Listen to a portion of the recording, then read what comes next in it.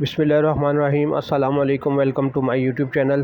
تو آج ہم جس ٹاپک پہ بات کریں گے وہ ہے بلوچستان میں جو ٹرین ہائی جیک کی دہشت گردوں نے، اس کے اوپر ہم بات کریں گے۔ جو لوگ بھی ویڈیو پہ فرسٹ ٹائم آئے ہیں پلیز ویڈیو کو لائک، شیئر اور سبسکرائب کر دیں اور بیل آئیکن پر ضرور کلک کریں۔ Thank you.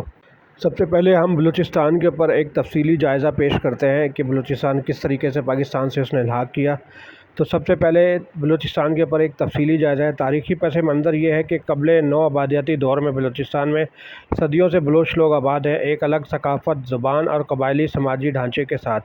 یہ خطہ تاریخی طور پر مختلف قبائل اور چھوٹی سلطنتوں میں منقسم تھا۔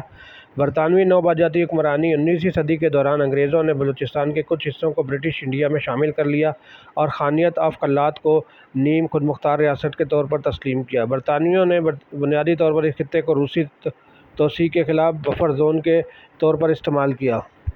تقسیم کے بعد 1947 تقسیم ہند کے بعد خان آف قلات نے ابتدا میں بلوچستان کی آزادی کی کوشش کی، تاہم پاکستان کے دباؤ میں قلات نے 1948 میں پاکستان سے الحاق کیا، جس کے نتیجے میں پہلی بلوچ شورش شروع ہوئی۔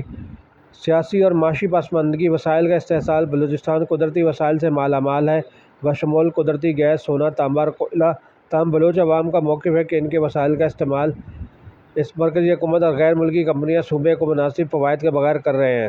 Under development. وسائل سے مالا مال ہونے کے باوجود بلوچستان پاکستان کے سب سے کم ترقی یافتہ خطوں میں سے ایک ہے، جہاں غربت کی بلند شرح، ناقص انفراسٹرکچر اور تعلیم اور صحت کی دیکھ بھال تک محدود رسائی ہے۔ فوجی موجودگی۔ پاکستانی فوج کی بلوچستان میں نمایاں موجودگی ہے، جہاں بہت سے بلوچ قابض قوت کے طور پر دیکھتے ہیں۔ اسے ناراضگی اور مسلح مزاحمت کو ہوا ملی ہے۔ شورش اور مسلح مزاحمت۔ کلیدی بغاوت۔ بلوچستان نے 1948 سے شورش کی کئی لہروں کا سامنا کیا، جس میں 1958، 1963، 1969، 1973، 1977 میں بڑی بغاوتیں اور 2000 کی دہائی کے اوائل سے جاری شورش۔ Baloch nationalist groups. بلوچ حقوق کے لیے لڑنے کے لیے مختلف گروہ ابھرے ہیں، جن میں Baloch liberation army, Baloch Republican front اور بلوچ لبریشن فرنٹ شامل ہیں۔ یہ گروہ زیادہ خودمختاری، وسائل پر کنٹرول یا مکمل آزادی کا مطالبہ کرتا ہے۔ حکمت عملی۔ باغی گروہوں نے بنیادی ڈھانچے کو نشانہ بنایا ہے، بشمول ریلوے، گیس پائپ لائنز اور مواصلاتی نیٹ ورکس، ریاستی کارروائیوں میں خلل ڈالنے اور اپنے مقصد کی طرف توجہ مبذول کرانے کے لیے۔ بلوچستان میں ریلوے پر حملے۔ اگرچہ بلوچستان ٹرین ہائی جیکنگ کا کوئی خاص ریکارڈ موجود نہیں ہے، لیکن اس خطے میں وسیع تر شورش کے ساتھ ایک حصے کے طور پر ریلوے پر حملے ہوئے ہیں۔ ریلوے ایک اسٹریٹجک ہدف ہے کیونکہ وہ ریاستی کنٹرول اور معاشی استحصال کی علامت ہے۔ بلوچستان میں ریلوے سے متعلق کچھ جو واقعات ہیں ان کی تفصیل ہم آپ کے ساتھ شیئر کرتے ہیں۔ تخریب کاری اور بم دھماکے۔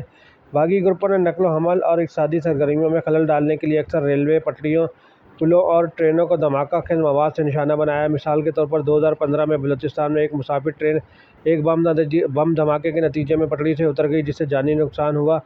ریل کے بنیادی ڈھانچے کی کمزوری کو نمایاں کیا اغوا اور یرغمالی کے حالات۔ جبکہ ٹرین ہائی جیکنگ کے واقعات شاذ و نادر ہی ہوتے ہیں، باغی گروہ نے تعاون یا سیاسی مراعات کا مطالبہ کرنے کے لیے ریلوے کارکنوں کو سمیت افراد کو اغوا کیا ہے۔ کچھ معاملات میں مسافروں کو بطہ خوری یا خوف پھیلانے کے لیے نشانہ بنایا گیا ہے۔ ٹرین ہائی جیکنگ یا حملے کیوں ہو سکتے ہیں؟ اسٹریٹجک اثر۔ ریلوے سامان اور لوگوں کی نقل و حمل کے لیے ایک اہم ہے، جو اسے باغی گروپوں کے لیے ایک اعلیٰ قیمت کا ہدف بناتی ہے۔ ریلوے خدمات میں خلل ڈالنا معاشی نقصان کا سبب بن سکتا ہے اور قومی اور بین الاقوامی توجہ مبذول کرا سکتا ہے۔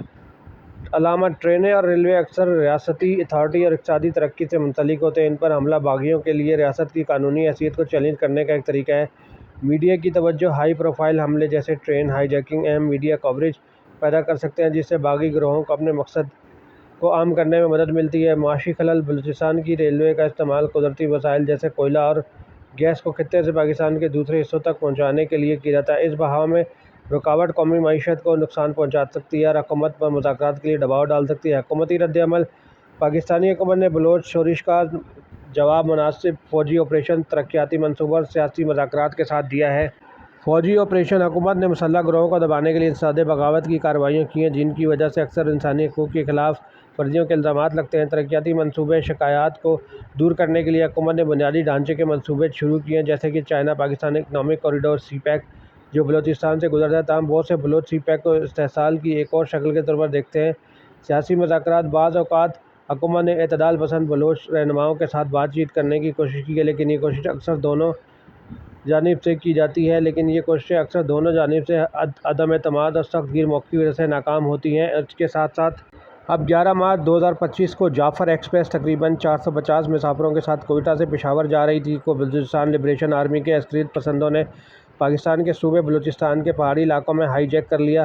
حملہ آوروں نے ریلوے ٹریک پر دھماکہ خیز مواد سے دھماکہ کیا، جس سے ٹرین کو ایک سرنگ کے اندر رکنا پڑا اور بعد میں مسافروں کو یرغمال بنا لیا۔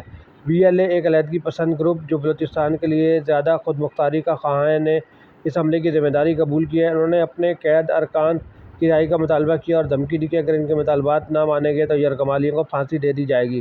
مبینہ طور پر عسکریت پسندوں نے سیکیورٹی اہلکاروں کو عام طور پر دوسرے شہریوں سے الگ کر دیا ہے اور اس کے ساتھ بعض ذات تعطل کے دوران انسانی ڈھال کے طور پر استعمال کیا۔